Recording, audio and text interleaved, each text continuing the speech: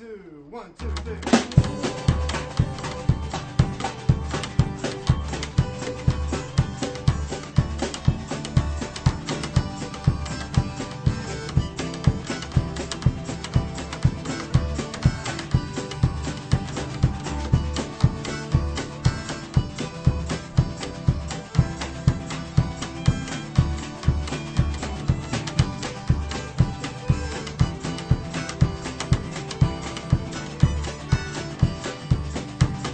Hello and welcome to Ithaca DSA Presents. I'm Theresa Alt, the host today, and I will add a longtime fighter for making the minimum wage a living wage, at least in Tompkins County, hopefully then everywhere else. And I'm here today with Ian Greer, director of the ILR Ithaca CoLab. That's at Cornell. And I think to start, since that's a pretty new thing, tell us about the CoLab. So the ILR Ithaca CoLab is a brand new organization within the ILR school. And the idea is to mobilize the resources of the ILR school to do work locally here in Ithaca, Tompkins County, and the surrounding region. And, the resources that we have are students, we have our own time as researchers, we have other things, for example, like a webinar infrastructure that we can contribute. So we work on a pretty wide range of issues. We work on unemployment, living wage, we work on workforce development. A year ago, we had a International Day of Academic Solidarity that we organized. And, the things we do range from quite big to quite small. We just finished, or we're very close to being done with a big project on workforce development to help the Tompkins County Workforce Development Board plan services through the pandemic and its end, hopefully. So the main partners we work with are the Tompkins County Workers Center, Law New York, Cornell Cooperative Extension, the Workforce Development Board, and of course, DSA. DSA, my organization for a long time. Okay, and the other thing that I have been hearing about is that you have been part of a kind of working group, started by, I guess, the Tompkins County Workers Center, but involving a lot of people who are absolutely not Workers Center people, to work on this question of, I know when we're at the Workers Center, the way it's framed is that Tompkins County as a county ought to make the local minimum wage, to set it at a living wage level. Is that your understanding of the question that the... Yeah, so that's what we're working on. The main question that this working group is grappling with is whether doing this, making the minimum wage a living wage, is feasible. And what is meant by living wage is just to simplify the research, is this headline figure from Alternatives Federal Credit Union of $15.37 an hour. The concept is you take a cost of living calculation and you use that to determine what the minimum wage is. So this working group involves elected people like Anna Kellis on the county legislature, was one of the co-chairs until she changed jobs. There are employers, there's the Chamber of Commerce, Downtown Ithaca Alliance, social service agencies, other activist types. So it's quite a diverse working group. And of course, not everyone comes to it convinced that it's a good idea to have a big increase in the minimum wage, and a lot of concerns. So I'm not a politician or an organizer or a lobbyist. I'm a researcher. I like to ask research questions and explore interesting puzzles and get answers. So that's my job, is to, I mean, the first part of the job was to find out what exactly the concerns were of people in the county, including employers, but also some workers, and then try to find answers to the questions behind these concerns. So, if you would like, I can walk through them, or you can just ask me questions. Well, I mean, one thing that I'll just say remark from my own background, because I have often, way back in 2003, I was involved in the then Living Wage Coalition, which became the Workers' Center, struggles to get not yet to make the living wage as defined by the Alternatives Credit Union a minimum wage across the board, but just to make it a standard for contracts with the city and contracts with the county. And I think for their own employees also, to adopt it for their own employees. And I can say that outfits like the Chamber of Commerce, like the Downtown Ithaca Alliance, like all the, Tompkins County Area Development, as it was then called, were always coming out against it in whatever way they could. Maybe I'll just drop one more thing into the definition of living wage, because some people say, how can you live on that? What if you have a child? Well, it was never meant to cover two people. It was meant for one person. The way it grew up was that the newest clerks at the union back in the 90s were complaining that they couldn't afford to live on what they were being paid. The credit union said, "What? But we're paying standard wages for, not cashiers. What do you call them? Bank clerks."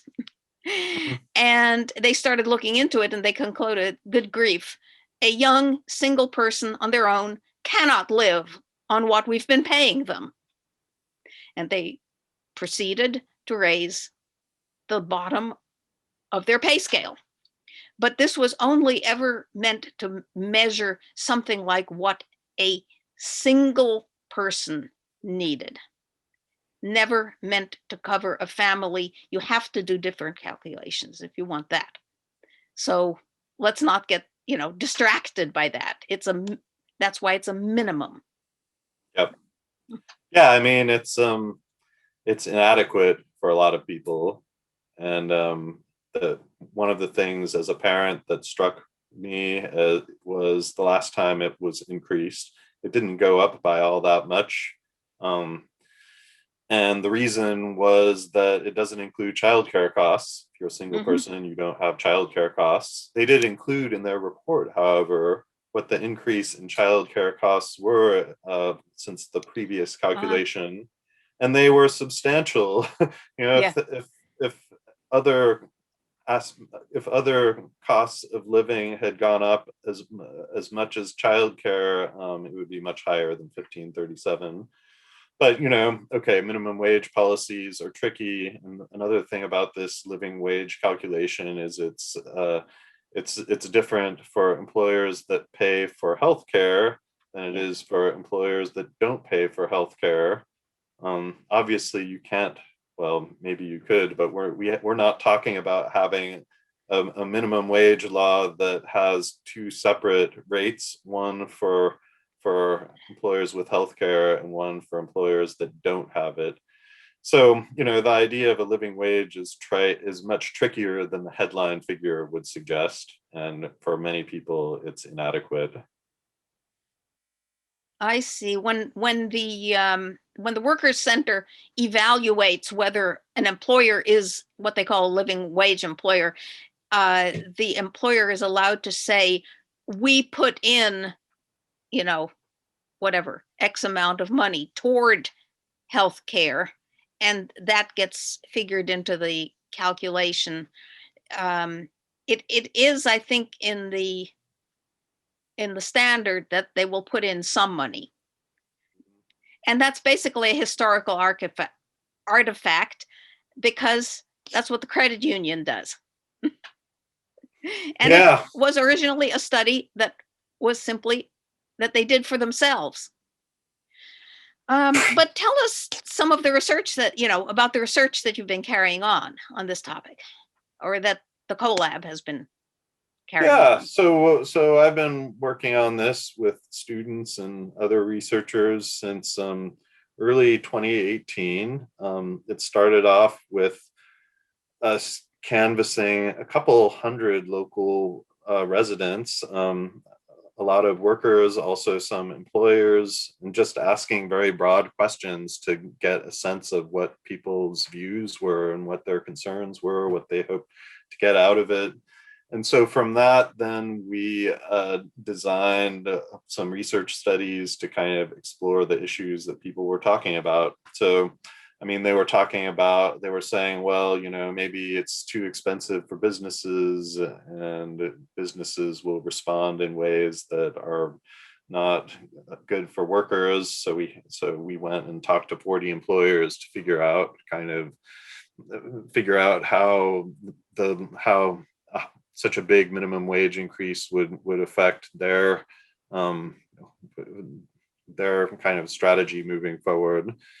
Another question that people had was, well, what happens to workers who are getting means tested benefits? Do they actually get an increase in the resources available to their families if their wage goes up, but their means tested benefits they're not eligible for them anymore because their incomes become too high?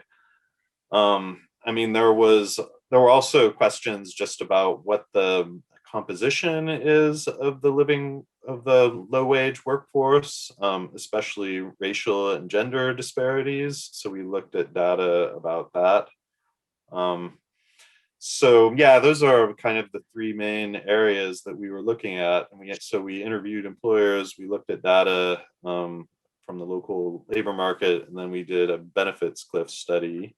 So tell us about each one of those areas.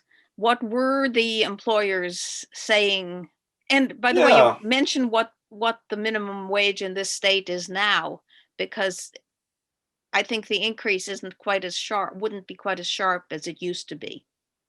Yeah, so when we started off, it was, 10 or something, 11? It was $11.90, I believe, when we started in 2019, and now it's $12.50. So we're planning to do another round of employer interviews to find out how that affected them. But I mean, in the first round of interviews, when we talked with employers, we asked them quite a structured set of questions. So we were interested in how they had adapted to past minimum wage increases. We asked them for kind of a calculation of how much it would cost them. We asked them a bunch of questions about kind of how they would adapt to it, like would they cut jobs and hours, for example. And then we asked them, for their opinion about it. And, I guess the first question when you say, well, is it feasible, is a political question, like who's going to mobilize, who's for it, who's against it, who's going to fight for it, who's going to fight against it. And, so we talked to these 40 employers. We talked to the 9 biggest employers in Ithaca, or 9 of the top 10 employers, let's say, and 6 of them were against it. 3 of them were for it, and 2 of the 3 who were for it said, yeah, we really need this, but we don't know how we would pay it. So big employers are, they don't want it. They're, scared of it, and they have all kinds of reasons why. Then in terms of the rest of the employers, well, smaller, medium-sized employers, they were quite varied, but so we focused on employers that employed a lot of in sectors with a lot of low wage workers. And we got some living wage certified employers and some that weren't. There were 10 of the 40 were actually living wage certified.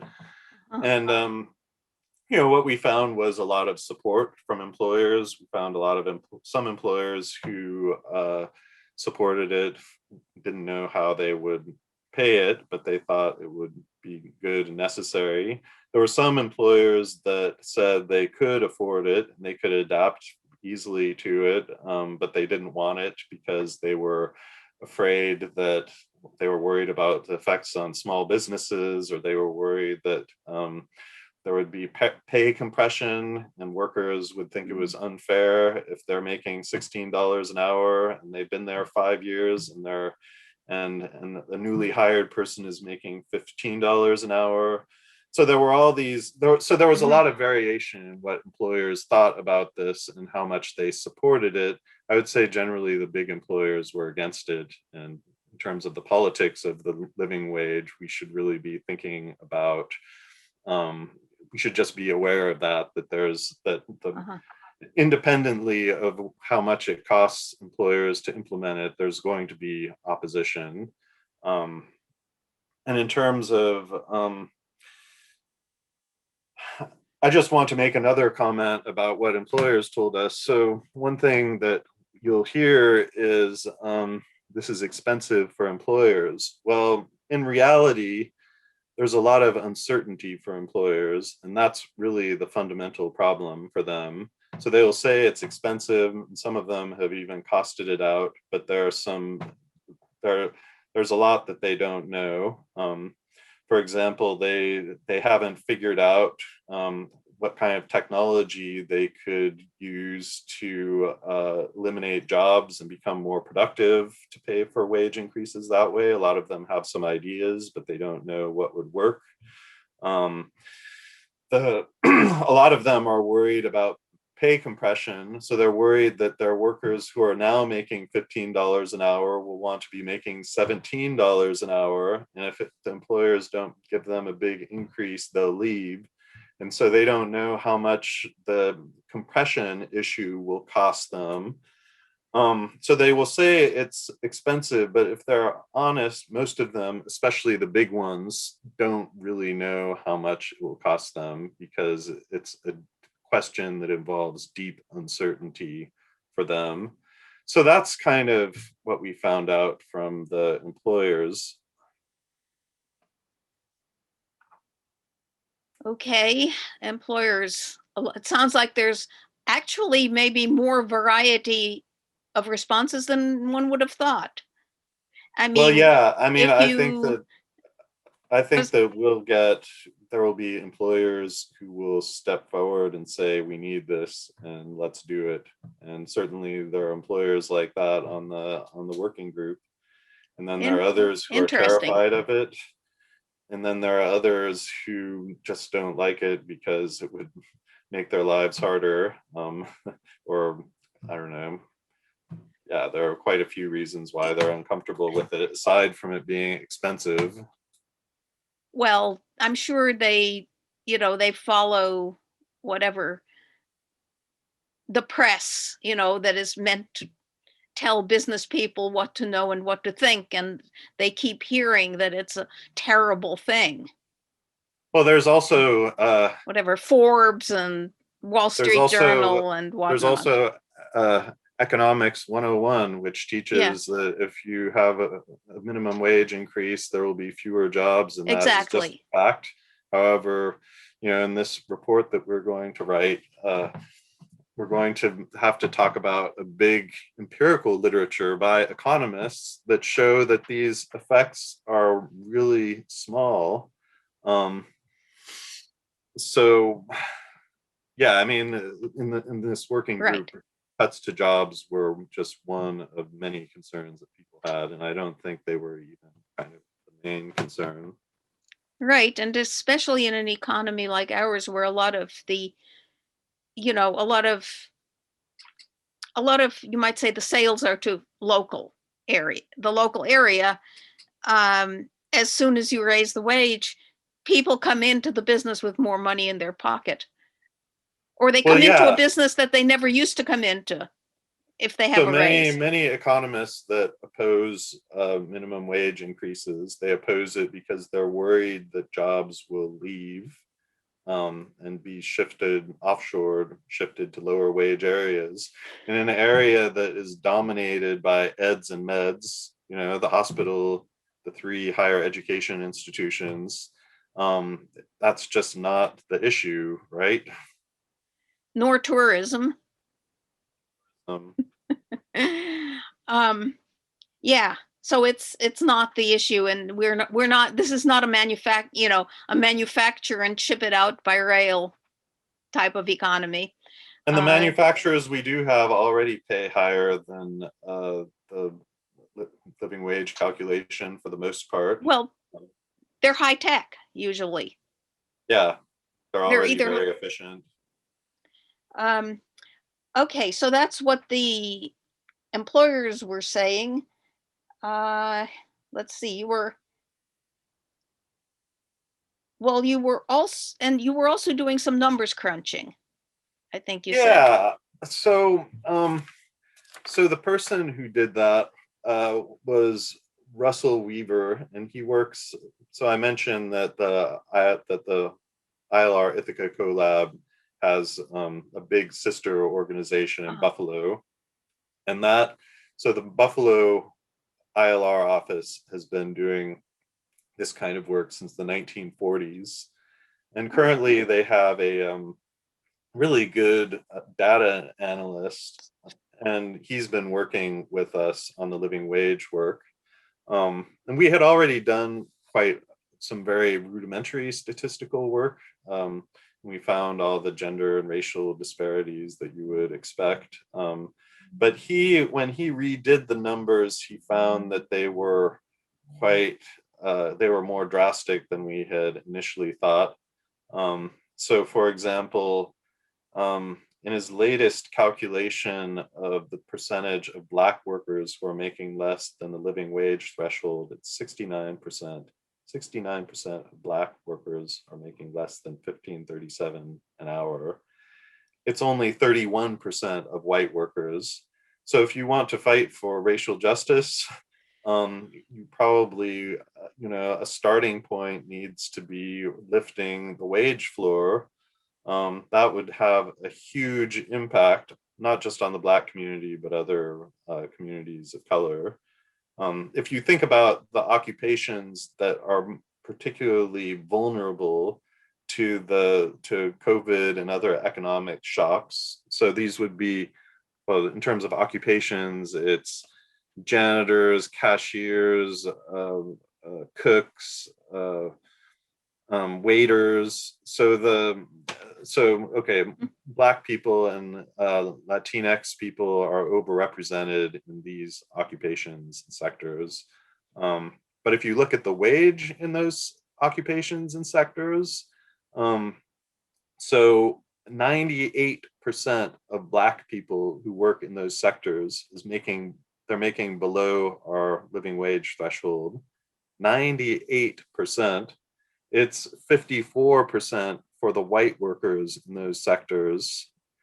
So the wage disparities are really extreme. And in terms of vulnerability to unemployment, they're also extreme. So we don't know differences right now in terms of racial disparities in unemployment in Ithaca, but we do know them from pre-pandemic. And like the rest of the country, it was much higher for Black workers than white workers. It was 3.5% for white workers, 6.6% for Black workers. So, is this the kind of situation we want to go back to at the end of the pandemic? Do we want this kind of unequal economy? If you're a socialist, not only do you say no, but hopefully you have some ideas about how to avoid that. Yeah. Okay, and let's get on to a couple other things. You said you looked into the so-called benefits cliffs, and I vividly remember back 2003 arguing for adopting some very partial living wage or legislation, and essentially the representative of the employers coming back and said, well, you will throw these poor single mothers off the benefits cliff, and came up with some, I will say, vastly inflated amount of money that a hypothetical low wage single mother could get, because she could get not only food stamps and Medicaid, but also, subsidized housing, housing choice vouchers and subsidized daycare. Well, I started looking into it. The picture wasn't all that typical, because not only a fraction of people who qualified would actually get the housing choice vouchers, or if they got the voucher, they couldn't find the housing.